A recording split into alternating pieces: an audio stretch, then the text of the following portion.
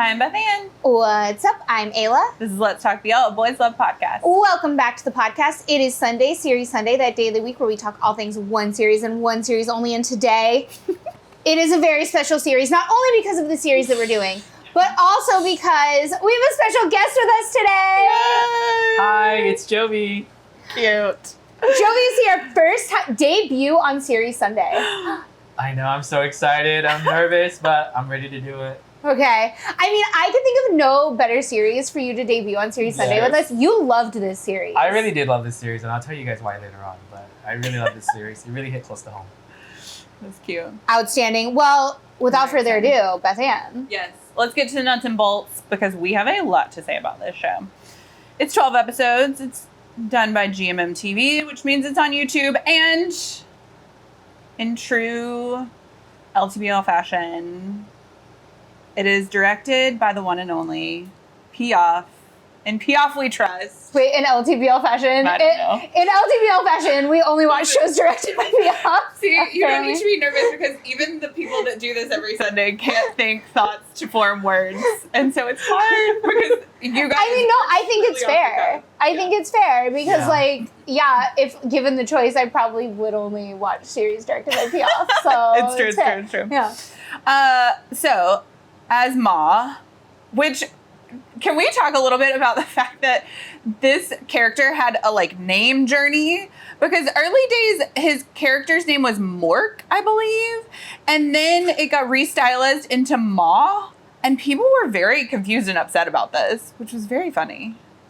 I did see some discourse. I couldn't figure out why people were upset about it. They said it sounded ugly, and so I think they changed it. Is that why? I saw some discourse on that. Yeah. Interesting. I want to see how it's spelled in Thai. Yeah. Because I'm curious to see how Ma is spelled in Thai.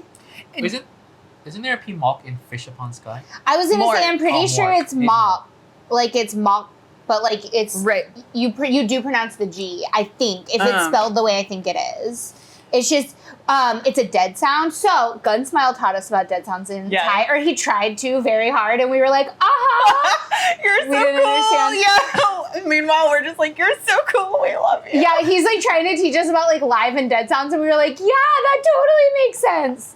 But recently I did learn about live and dead sounds, and the Gagai, which is that character, it is a dead final consonant, which means you pronounce very short.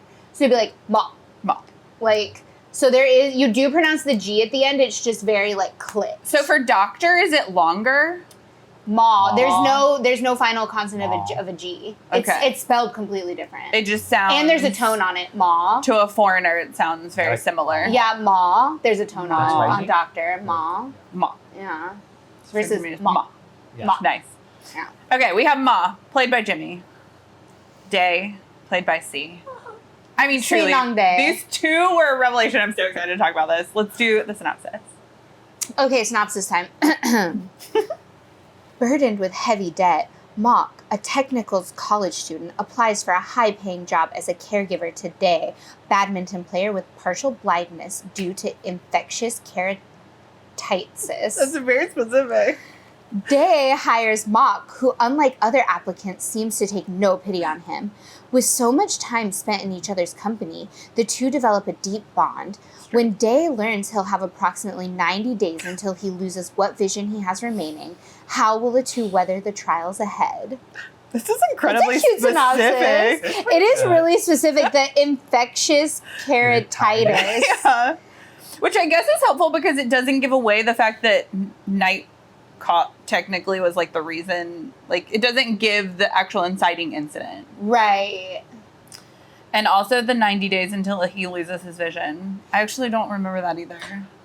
I remember the 3 days. You have 3 days until you're completely blind. I think the countdown starts when at the badminton game? Yeah. Okay. Fantastic. I thought it happened over a longer course of time. It seemed longer. It seemed longer, but 90 days. We'll take it. But by the end, the timeline's not timelining.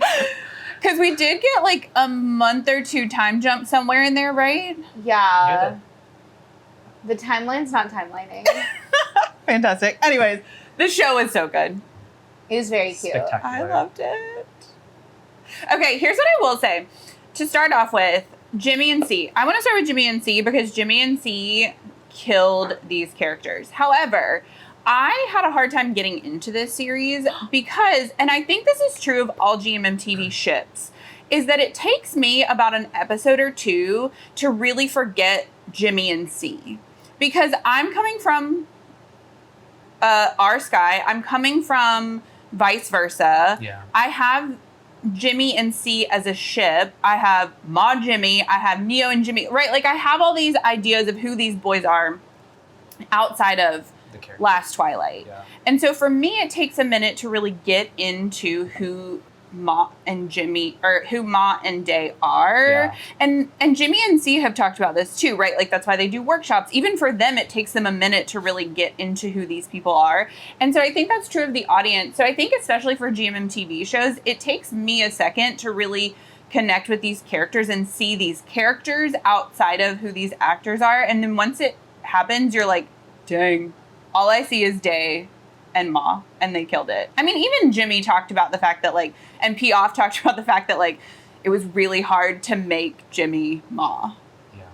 I can relate to that. I think, and that's why when I watch a lot of newcomers come on the screen, I don't follow them until after the series is over because it's really hard for me to separate them. Because if I'm like watching them in the storyline as these characters, and then I see them posting, selfies and different pictures of them with other people and stuff on social, I'm like, wait.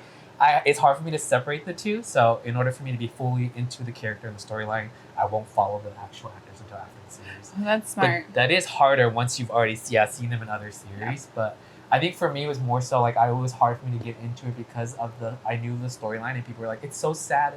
Like, I don't know if I should watch it. Is there going to be a happy ending? Like, is it worth it? And so we've been hurt before a couple of times for other series where there isn't a happy ending. But I feel like GMTV does a pretty good job at wrapping things up and having a good message at the end of most of the series.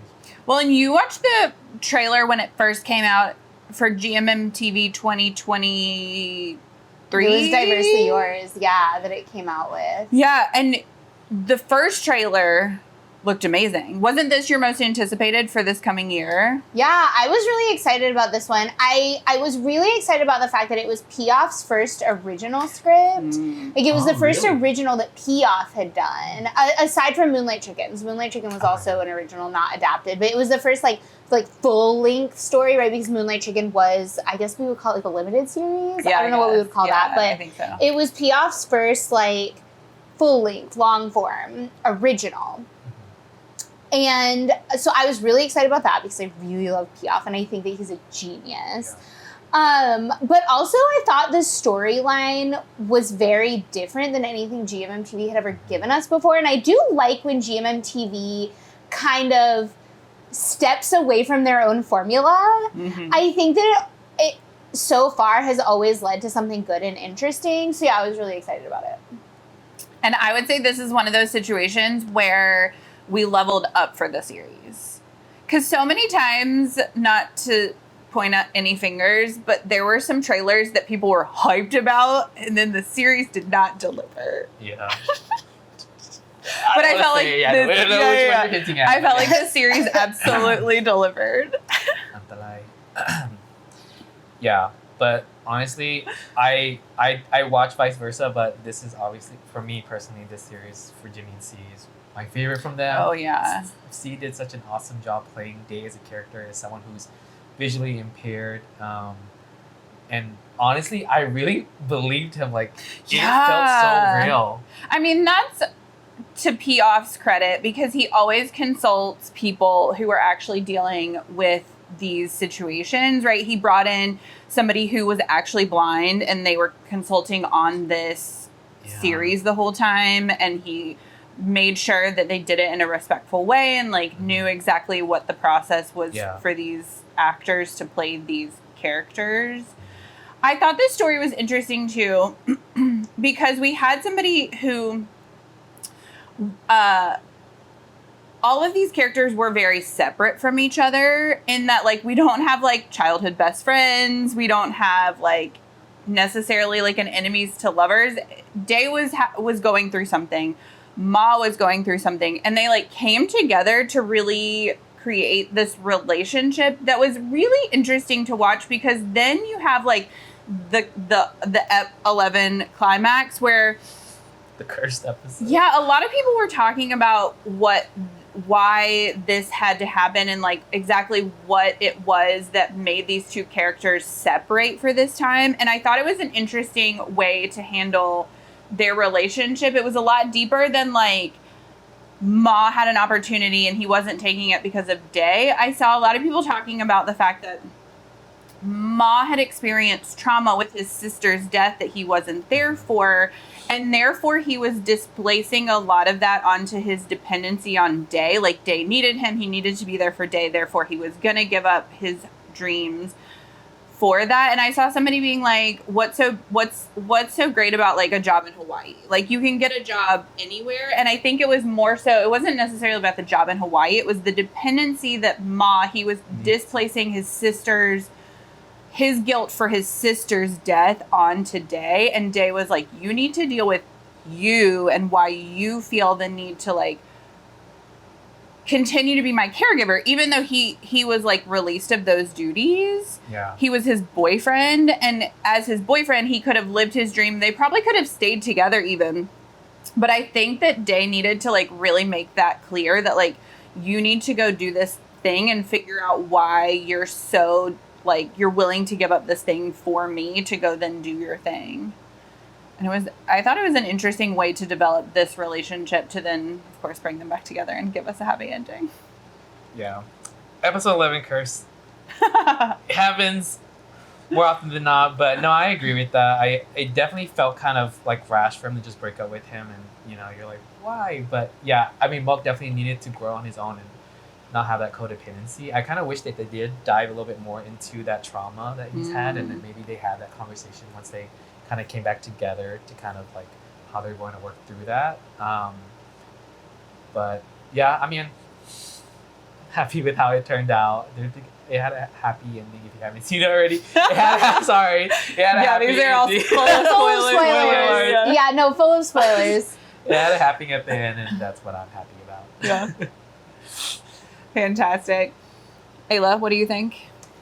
I really liked it. I thought it was a sweet story. I think a lot of people were like, it was really sad. It was really sad. And like, even I was talking to my Thai teacher today about it, and she was like, oh, did you cry? And I was like, actually, I didn't. Like, I did cry a couple times throughout the series, but I didn't cry the way I expected to. I was like, I actually thought it was really sweet. Like, I thought this was like a really nice story rather than being really sad. Like, comparatively, Moonlight Chicken made me sad. So sad. Like, I was sad Until we watching meet again, a sad series. Right.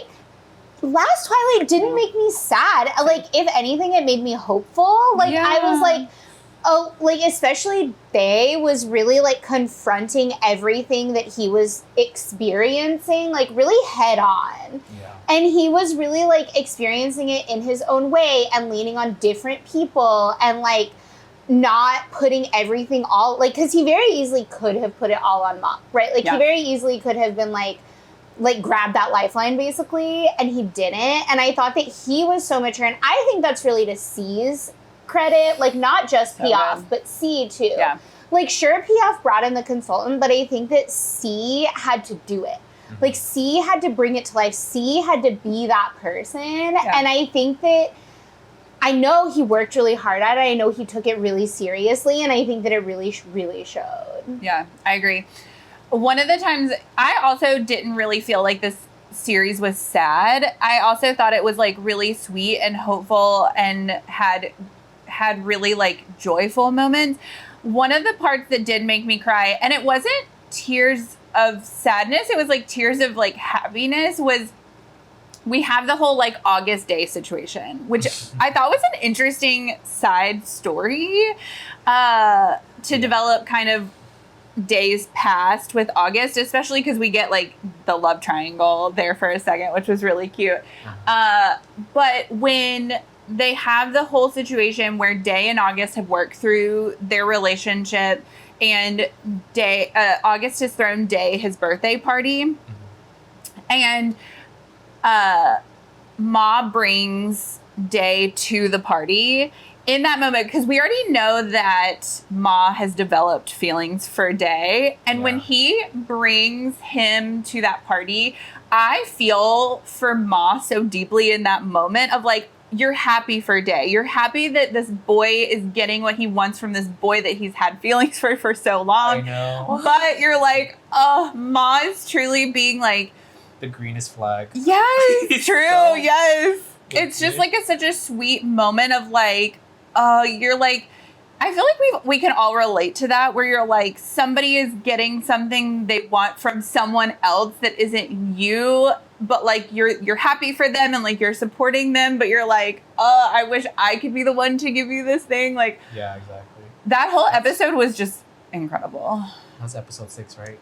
Yeah. I think so. Yeah, the birthday was EP6. I think for me, I didn't think it was sad, but I think it was relatable for me in the sense that when I had vision problems, I told you guys that I did have cataract surgery. I was losing sight in my right eye, and my left eye was also really not that good. So my right eye was really blurry and cloudy, and so it was relatable in the sense that I did struggle with like just kind of being a normal person, like be able to just watch TV, read, drive, or like do anything without having that complication. And so I just related to Day in that sense. I mean, obviously his character obviously has a far worse implication with his vision, but I just relate so much in that, and that's why it kind of really hit close to home for me. And I was like, I hope it can for others as well who have similar disabilities might find it what's the word? Like comforting. Comforting. Yeah. For me, one of the scenes that made me cry, because again, like I didn't think this series was sad, but there were scenes that made me cry, was when it was very early on. I want to say it's like episode 3 or 4. Night and Day get in a fight like in the car about the whole like power of attorney thing. They're like in a fight, and Day just like gets out of the car, and he immediately regrets it because he's like honking, and he's like all of a sudden he has kind of, and like I've only ever mildly experienced, like I had a really traumatic like eye injury that like causes like recurring I have recurring cysts in my eye that like I was telling you about that, and like you've experienced because when I travel, if it gets dry, this is a whole thing, and I have to go to the pharmacy. It's like a whole, and I like literally can't see. I'm like going like this, anyways.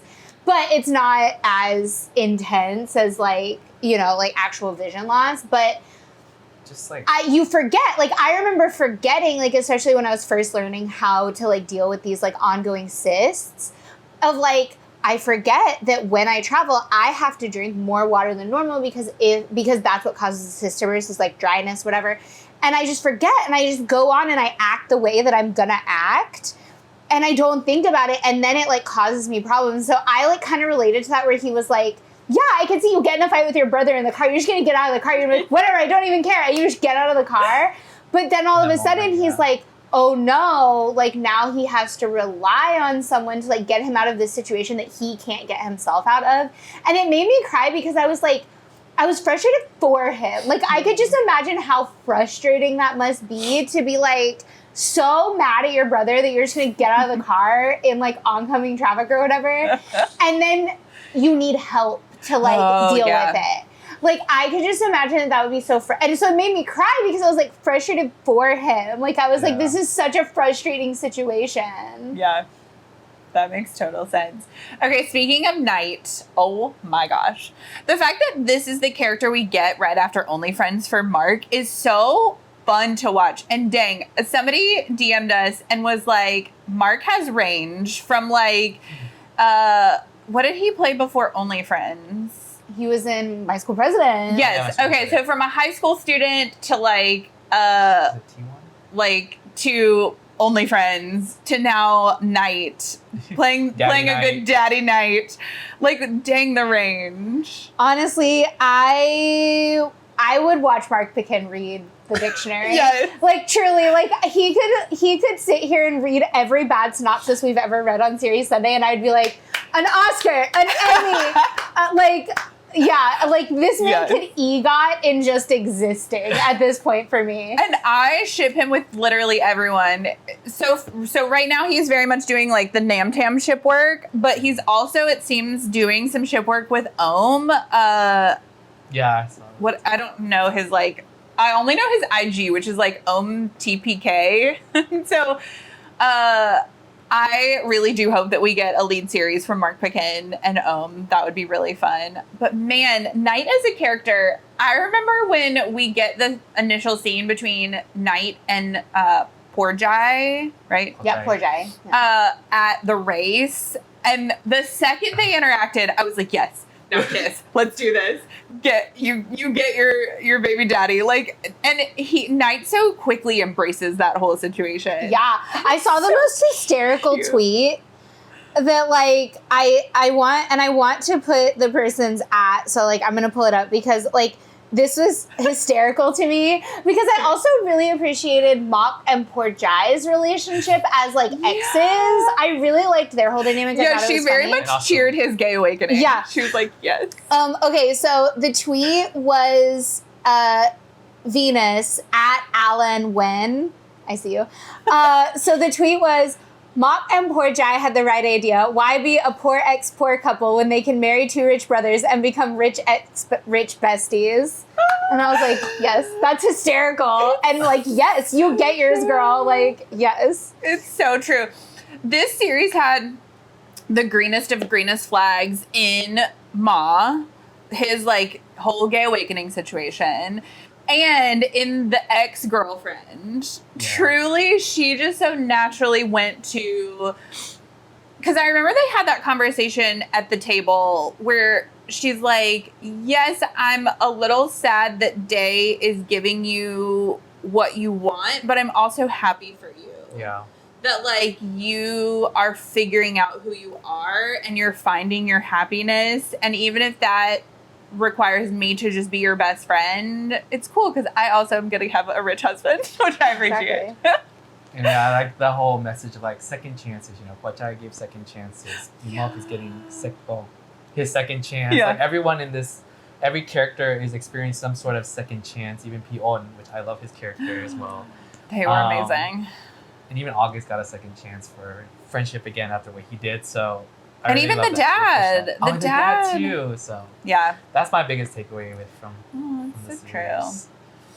I know the last episode was so sweet where they talk about second chances, He and really kept talking about. he was like, I'm if you rich. say second chance again.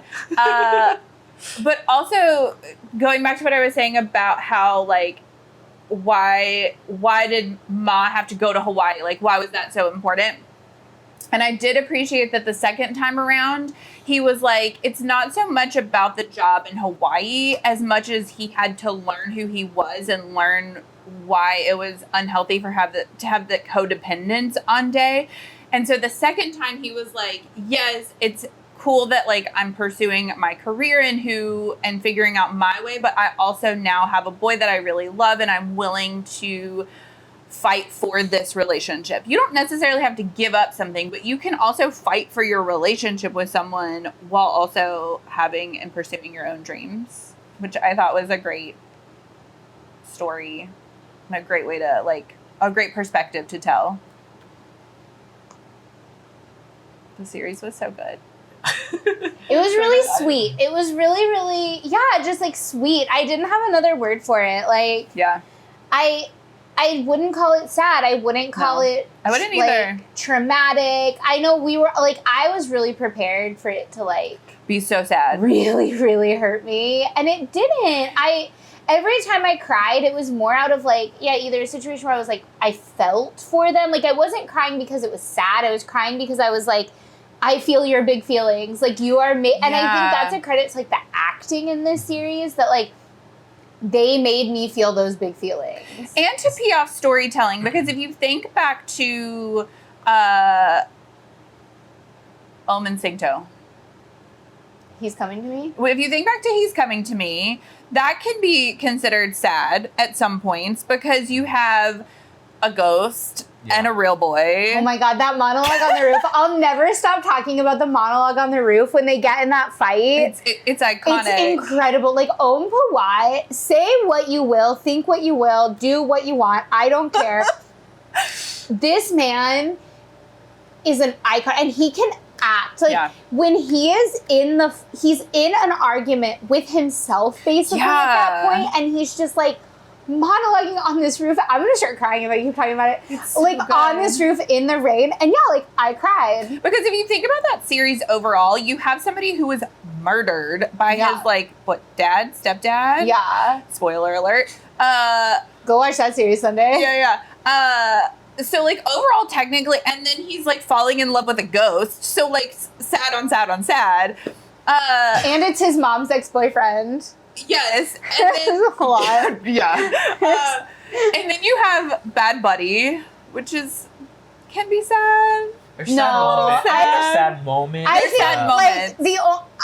I wasn't. Bad Buddy didn't make me sad. Bad Buddy made me like frustrated, angry for that. Like I was angry about the dad, and I still cry. Like, I still sob like a baby when I hear that OST. Like that OST when they're on the beach and he's singing the song and they break up. Honestly, it's so good. Emotional damage. Yeah. And then you have, of course, Moonlight Chicken, which that was straight up sad. It was sad, but it also had hope in it. I was straight up sad the whole time. Well, listen, we end that series with the Sweet Babies being together, and we have the banker and the chicken boy. I was still sad. But no, I definitely wouldn't say this was sad. I guess, what we're getting at, it's not sad, it's worth the watch. If you're scared to watch it because you think it's sad, it's not sad. It has sad moments. You will probably cry. You will cry, but like not in a bad way. Happy tears. Listen, this series didn't give me emotional damage the way that some series have. So accurate. Did you guys think that he would eventually gain his sight back, or did you think that they would just carry it through without him? No, I thought he was going to be permanently blind. I did think he was going to be permanently blind. I know. I did not. I kind of should have, but I did not expect it when like the first time he had the eye donation. That I thought that was smart though that they didn't have the first surgery succeed. Because I'm sure that's probably happened before. I'm sure it's very common. Yeah. So like they waited till the very last part for him to gain his sight back, and then he's still doing Lord's work and played that man on the side. But no, his character, I really admired his character. He stayed rock solid and strong throughout. Yeah, I saw a little bit of discourse about people being disappointed that he got his sight back, and mainly for the like monologue he had at the very end. I think there is something to be said about the conversations that this type of story tells, where you have somebody who has a disability, and what does that mean? And so somebody was tweeting, and they said they themselves were disabled, and they were like, there's always hope. Like there's always hope, because there's this idea, especially within like ableism, right, that like there's normal and then there's not normal. And I think that's the problem, especially with that last monologue, is that like, what is normal, right? We live in a society that expects you to be able to interact with the world with no trouble as it is presented. And we see that for very various different things, whether it's your race, whether it's your abilities, whether it's whatever it is, whether it's your age too, or your gender or your sexuality. There's so many different things that the world expects us to be able to interact with it just within our abilities. Yeah. And I think that's what the conversation that is being had is, the idea that like it's okay for him to gain his sight back. What's not necessarily okay is his perspective on like, oh, now I can live a normal life. Because you can live a normal, quote unquote, normal life. Everyone's normal is different. Even if you can see, even if you're straight, even if you're gay, even if you're a female or a male or whatever you are, you can live, I think that the message is a hopeful life and a life that you want. Because I hate to say like a successful life, because success looks different for everybody. Because success for some people is happiness or monetary or whatever. I think you can live, the thing is you can live the life you want to live. And even Day, when he ends up having that bookstore, somebody said that the braille on the bookstore actually said hope. So the name of his bookstore was Hope. And so I think that's what it came down to, is like this story you ultimately want it to tell about the hope that you have to accomplish the things you want in your life, whatever obstacles you may face. Dang. Put that on a shirt with that. It's so good. That was This series is so good. Yeah, I think the question just comes down to word choice, right? Like, Yeah. I think it was poor word choice to say, like, a normal life. Yeah. I think that probably, like, what they were trying to convey is, like, an easier life, right? Like, being able to tackle the world easier. And we all have different levels of easy, right? Yeah. Like, if you are, and I think we can probably all agree to this, I don't think this is going to be, like, groundbreaking. If you are a cis-het white man Yeah. from a first world country, Mm-hmm. your life's pretty easy. Yeah, right? yeah. Like, you have the fewest, barriers Yes. to achieving things in this world. And then as you add on different layers of who we are as people, Mhm. you face different barriers. And so I think that it was the word choice of, like, normal Yeah. versus, like, easier. Like, you know, like, or barriers, or the, like, you know what I mean? Like, facing barriers, facing obstacles. I think that's really what got people upset. Yeah. Was the idea of normal versus abnormal. I mean, because here's the funny thing, and this goes back to Moonlight Chicken, where Loong Jim goes, "You're already poor. Why are you also gay?" yeah, you It's can't like, be poor and gay. Damn. You guys, he may not be blind anymore, but he's gay. Someone's actually told me that, like, how are you, when I was on the heavier side, how are you fat and can't dress and you're gay? Oh And my- I was like, what is that supposed Oh to my mean? God. Like, That's so intense. well, Oh my god. that just triggered that memory, but yeah, I'm sorry for triggering you. totally fine. I'm fat and I can't dress and I'm a woman. So there we go. That, but, yeah. We all have our faults, and it's just hard to, like, not compare yourself to others, but we all have our flaws, and what someone, you know, like, someone's trash is someone else's treasure. Like, someone's like, oh, my butt is too big, but some other people are like, I wish my butt was that big. Yeah. You know? So it's like, yeah, I guess, how do you define a normal life? Yeah, like, what is normal? Yeah. I think, And also, what's so great about normal? Being normal. Yeah. Like, be normal, we could be fun. Cool. I mean, that's the great thing about Piaf series, is that they spark these really interesting conversations, not about two boys kissing, but about, Oh, I forgot that that's what it was. Yeah. Although we do like the kissing. yes, and they do it well. But about life and about struggles and about reality, because I think that is the other thing too, is sometimes series can take us out of reality a little too far, and then we get into this, like, space that is unhealthy and ungrounded, and I think Piaf always brings us back to Yeah. reality, whatever that reality looks like, whatever that normal, quote unquote, looks like. And And it's beautiful. I like how, like, I got the sense of, like, appreciating the things that you already have. I liked how, like, Namdae was taking photos of, like, his, like, basically, you know, capturing the moments when he was blind. And I kind of wish they did a callback and showed all those. Did they, or did I miss it? They showed all the photos that he took while he was. Oh no, that would have been cute. That would have been really cute. I bet they'll be in, like, I bet they release a photo book. Like a I bet Polaroid it'll book be. or something? Yeah, In the I bet box it'll be set. in the box set. That's what they want to show us. Because they just did a Yeah. montage of Ma and Day's relationship when they kind of, like, are coming back together. I bet it'll be in the box set. That was cute. GMMTV, if you're listening. I know. So that way he could, like, look through and see, like, you know what? Even though he was, you know, had that He still had the experiences. Yeah. of a, you know, of quote unquote a normal person, you know. But he should, you know, even though he didn't have everything, he did have everything. Yeah. It was his normal.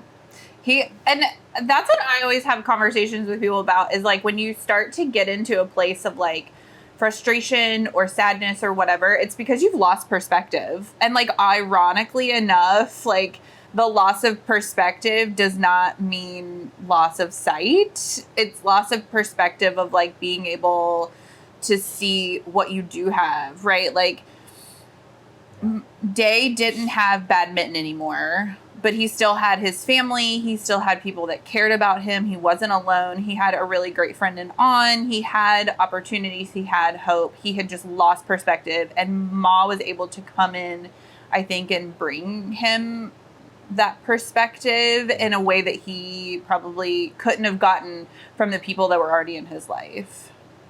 And him already coming with the troubled past as well. So yeah, their first meet was really cute. It was really cute. That was incredibly fun. Oh, the series is so good. It was so good. And there was that rooftop scene. Did you guys have favorite moments? I guess my favorite moment was like the lead up to the dramatics of like what August did, and then taking him to the rooftop and saying, "I don't pity you," and kissing him. That was episode 6 was probably my favorite. Episode 6 was my favorite episode. That was beautiful. But I also like the fish tank scene too. I thought that was really cute. Yeah, I know. I love that they had like a little hand symbol. I know, thing. Yeah, I liked the mountaintop scene. Oh yeah. We got another mountain frolic from P Off. Did He's Coming to Me have any beach or mountain frolics? No, because he couldn't really take him anywhere because, you know, like, he has to take him. He has to take the spirit. Right. So, like, they had, like, a university frolic? Yeah. Yeah. But, yeah, I liked every, like, mountain adventure that they had. Yeah. I like the mountains. We should do outdoorsy adventure soon. Yes, that would be cute. What was the other mountain frolic that Piaf gave us? Tale of a Thousand Stars. Right. Oh, yeah. Yes, that's very cute. And our Sky Bad Buddy, they took. We don't talk about that. Oh my God. Why would you bring that up to me? I'm so sorry. I'm triggered. But yes. Okay, so the questions are... Would you recommend this for a first-timer? Yes. As a first BL? Absolutely, yes. I think the storyline is sincere. It's emotional. It has boys kissing. It has complex and deep characters. And it's relatable. It gives a good message of hope, second chances. And it's not just sad. So I would definitely recommend this to someone versus some of the other series that I've heard other people start with. What about you guys? Yeah, I think it would depend on the person. If I was trying to get them into BL, I think this might be a heavier start, but it's a beautifully told story. So just like you maybe wouldn't recommend like an Itsei as a first time BL, even though that's a beautifully told story and its production is high quality and like it has all the things. If I were to be like, here's a cute story about boys kissing, this would not be a first one I think I'd recommend. Yeah. I would. I think it would be a first time BL because I think there's so much more to it than just two cute boys kissing. True. And I think that sometimes is the key with like getting people into the genre because there are some like prejudices against the genre. You agree. That like it's only about one thing and that it's like right like porn or this or that or it's only for people that want to watch boys kissing and like what if I want more to my stories? Well, this has so much more to it. It does. And so I think that it does make a really good first time BL because I think that the build up to the relationship is so well done and it is kind of a slow burn in the sense of like when they get to the relationship and when they develop those feelings. I almost forget it was enemies to lovers. Yeah. And but so it just flourished so naturally, the relationship. Yeah. Yeah, it was a very natural flow and I think that there was a deeper meaning to this story. And so I think that if it's like as a first timer to like get somebody into the genre, I think it would work well. Just like I actually do think Itsei would be a good first one. Because again, like there's so much more to that story. It is very like it is very like HBO-esque. It really is, yeah. And so I would say yes. The other question, would you rewatch this? Yeah. 100%. I would. I've already have. Yeah, I'd rewatch it. It's so good. Actually, I just started rewatching it yesterday, and I forgot how funny Ma is in the first episode, because he Yeah. has that scene where he's trying to find a job after he's gotten probation. And he has the ankle bracelet. Yeah. And he has the ankle bracelet, but also when he goes to fix the chair for the guy who's like, he's trying to get the job as a Yeah. mechanic, and he's like so intense, and he kicks the chair, and the guy thinks he's gonna like assault him because that's why he was arrested, and he's just like, I got you, bro. He was like, if you have a job opening, give it to me. It's very And then funny. he doesn't get the job. It was really sad. I mean, because he had to take care of Nong Day. Yeah. Oh, it's fantastic. This has been Let's Talk BL. Don't forget to like, subscribe, and follow all things Let's Talk BL at Let's Talk BL. And also, don't forget to like, subscribe, follow, and keep up with all things Jovi at It's JoviChamp. Yep, it's JoviChamp.